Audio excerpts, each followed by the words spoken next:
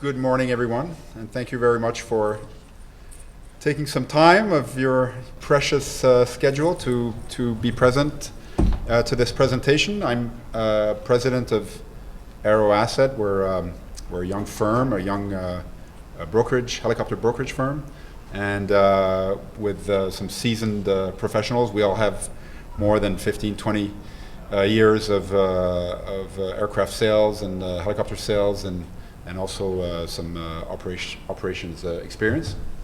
And in addition to trading helicopters, Aero Asset reports what it sees on the pre-owned twin-engine helicopter markets. We call the report Heli Market Trends, and it's released periodically since 2019. This is the annual 2021 roundup. So before we start, I just want to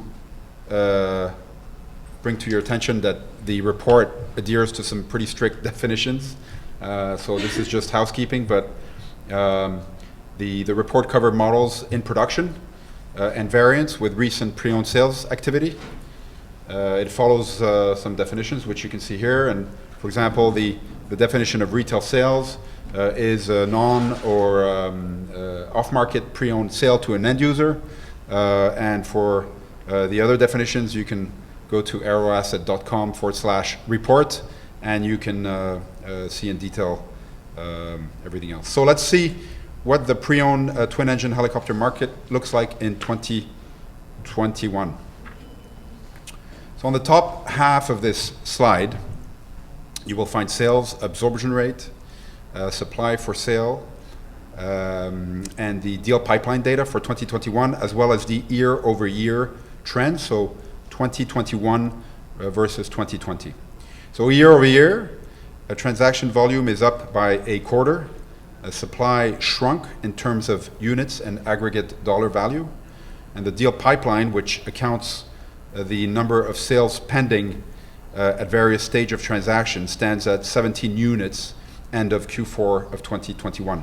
So that's quite a drop year over year, but note this level remains stable since over the last 3 quarters of 21. The overall absorption rate is at 1 year, and that is its lowest point since 2019. This means that at the end of Q4 of 2021, there was 1 year of twin-engine pre-owned helicopter supply. There was 1 year of supply at 2021 trade levels.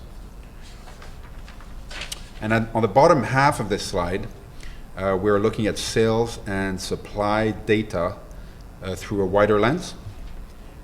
So you can see that leading into COVID, we saw pre-owned retail sales performing well until the first COVID lockdown, slump Q2 of 2020, and the start of the recovery end of the following quarter.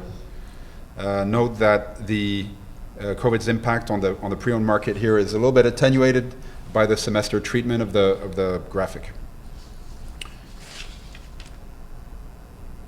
So if we look at the market with an even wider lens, so again, just a reminder, we're looking at pre-owned twin-engine helicopter market. We see here the 5-year treatment. So in terms of retail sales, supply, and absorption rate. You can see the trend from 2017 progressing to 2020 and 2021.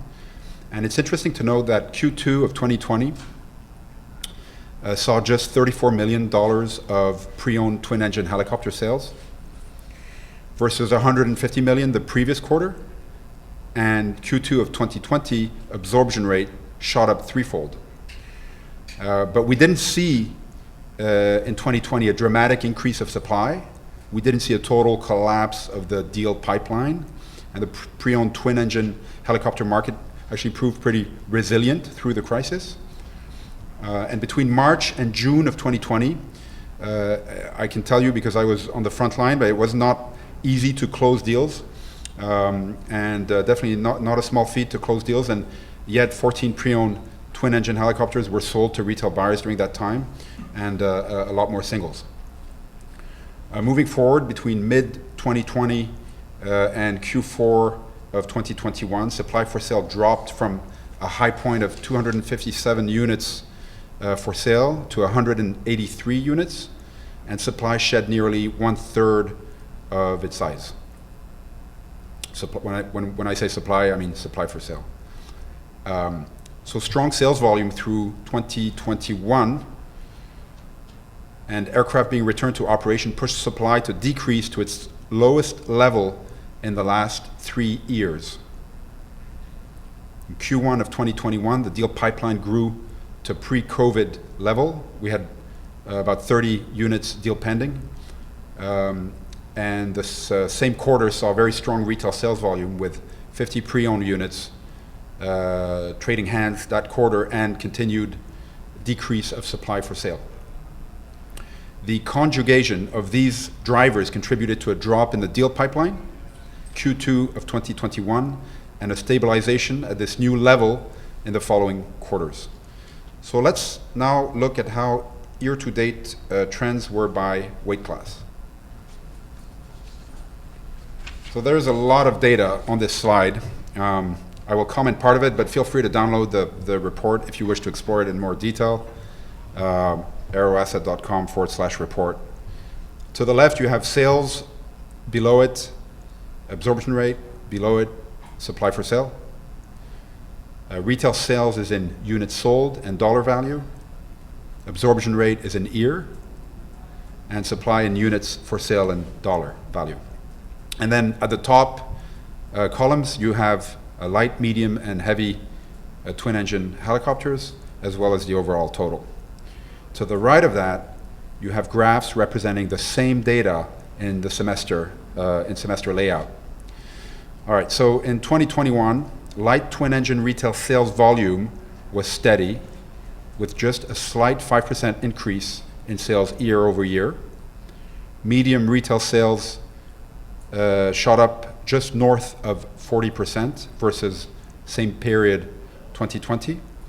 This hike was driven by the S76 C++ market, which had averaged 5 sales per year in 2019 and 2020, but in 21 this market saw 24 retail sales.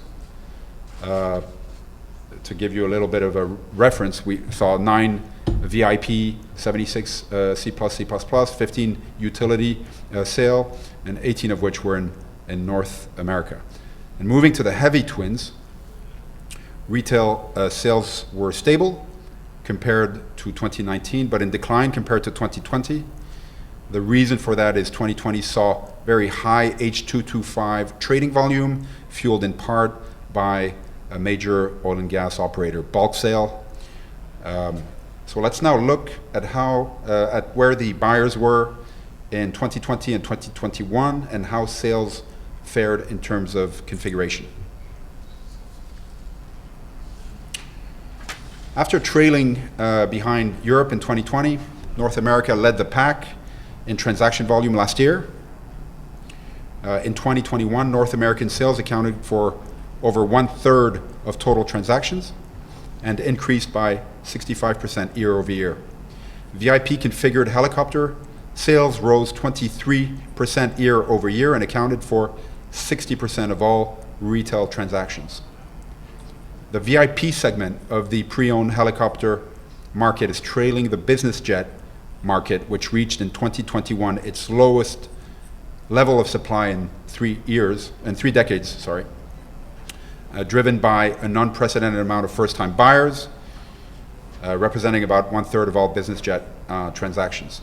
Biz jet pricing has gone up, and we are starting to see pricing firm up in the VIP helicopter market. How will the market progress?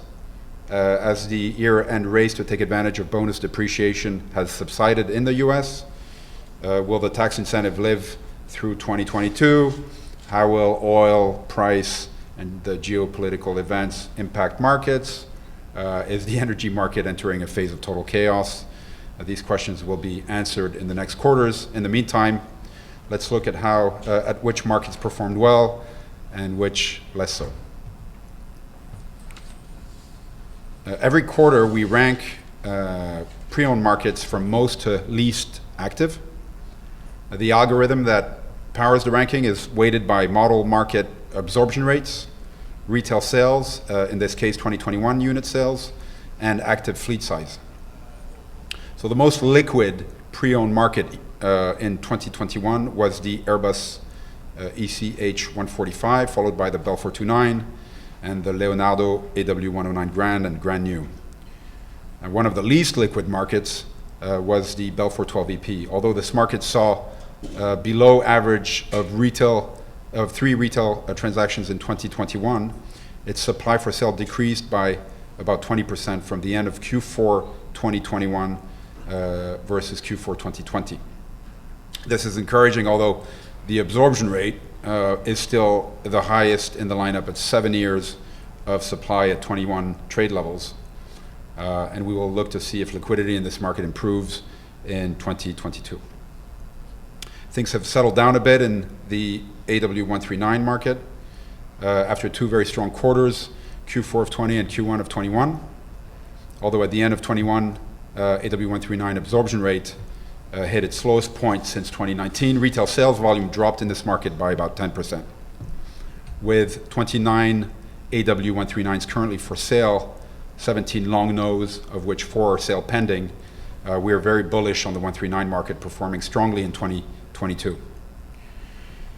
So to conclude, will venture that it's really very difficult right now to put aside or impossible to put aside the crisis unfolding in Ukraine. And as a Bloomberg reporter put it, I quote, "The resulting international backlash has plunged energy markets into chaos, threatening dire economic consequences that rival those of the 1970s oil shock." And if this statement is reality, I don't see how pre-owned helicopter markets will not be negatively impacted. And I'm sorry to end on such a note, but with that I open the floor to questions. So just on your last statement, the negative impact on the helicopter trading would be because of an economic downturn, or because more sanctions related, or fuel price, or all of the above? Yeah. Well, we are definitely starting to see some sanctioned helicopters, where the registration has been suspended, for example, where the UBO, the beneficial owner, is under sanctions, and he's unable to make wire transfers to pay for the upkeep of the asset. But I don't think there's a number of assets big enough where it would actually impact pre-owned helicopter sales values at this stage. Mm-hmm.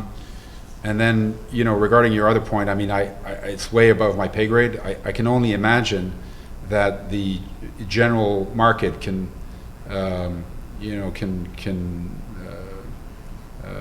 live, a normal life with a barrel at $140. I mean, how long is this sustainable, right? I mean, how long can the consumer market, just live a steady economic life with a barrel at 145? I think it was last time I looked, and I'm not sure what direction it's going in. Mm-hmm. And I can only imagine that at some point, if this situation endures, and again, this is way above my pay grade, but it's going to have an impact on the economy as a whole, worldwide, right?